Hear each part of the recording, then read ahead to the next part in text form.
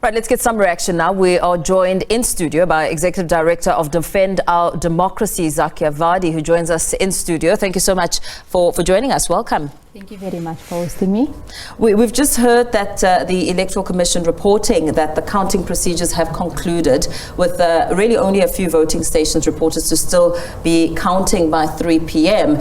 But of course, with these results still trickling in, we know that the role of election observers has been rather crucial during this period. I mean, they've been tasked with several duties, and the scope of their work was broken down to ensure that they are indeed able to reflect and observe. Talk us through the scope of the work and some of the observations that came from it. Well, observers were up very early on election day. At 7 a.m. they needed to be at voting stations across the country, checking if voting stations had opened on time. At least 70%, I think, of our observers had indicated that most voting stations had opened on time. And that was an important indicator for us around the success or the ongoing success of elections through the day. And through the day, we received various observations from different voting stations.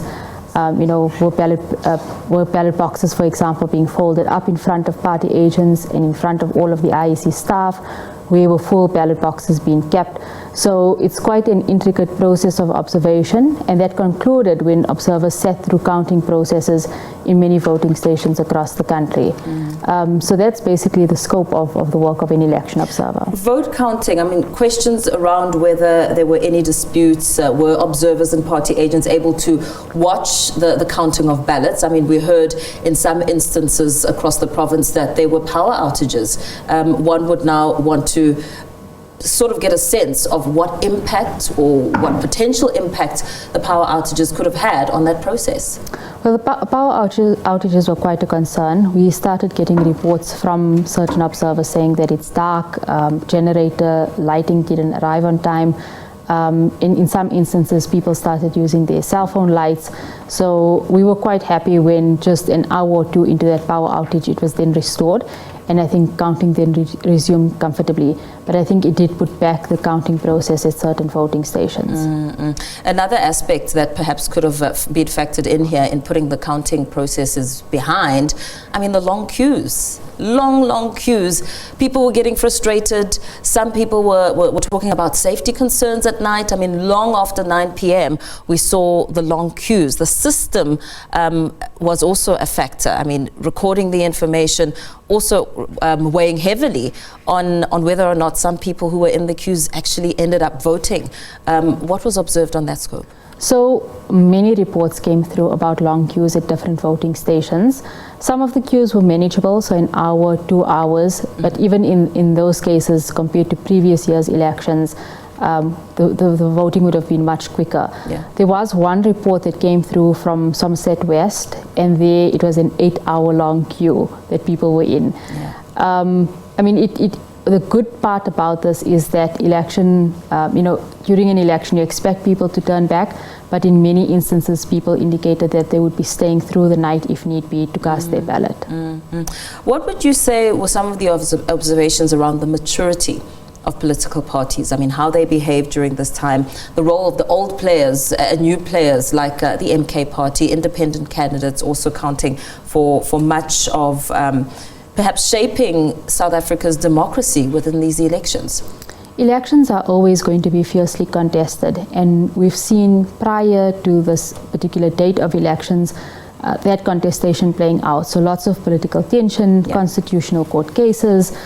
But on election day, I think that there was an overall feeling of stability and calm. Apart from a few pockets of voting stations and a few minor incidents that our observers had witnessed, nothing really too drastic that would derail the electoral process. And that was particularly important. I think the calls by political parties for their supporters to adhere to the code of conduct, the electoral code of conduct, and that show of adherence was quite important as well.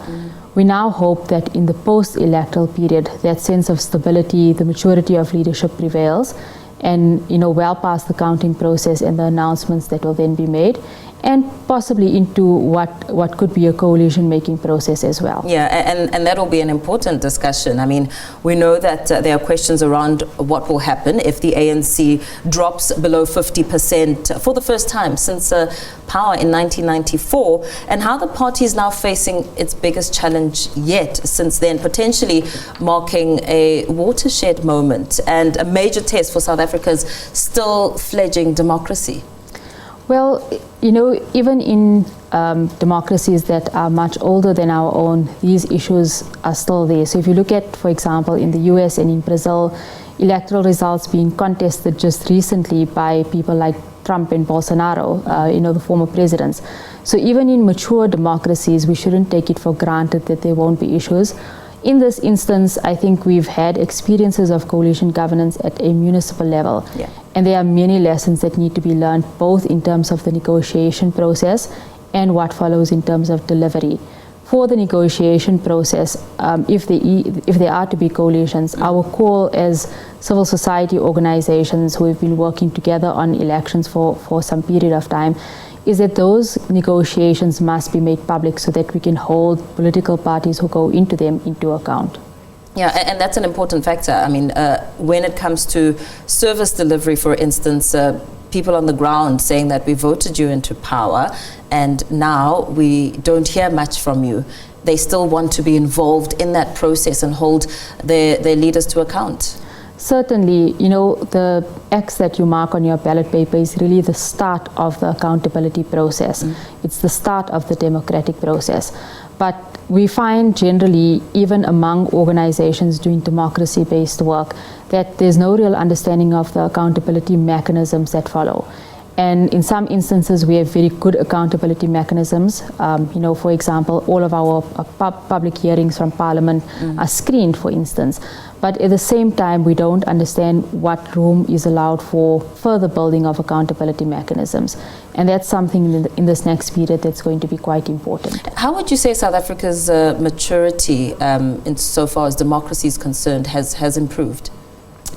Well, I think certainly the electoral process is something that has improved over time.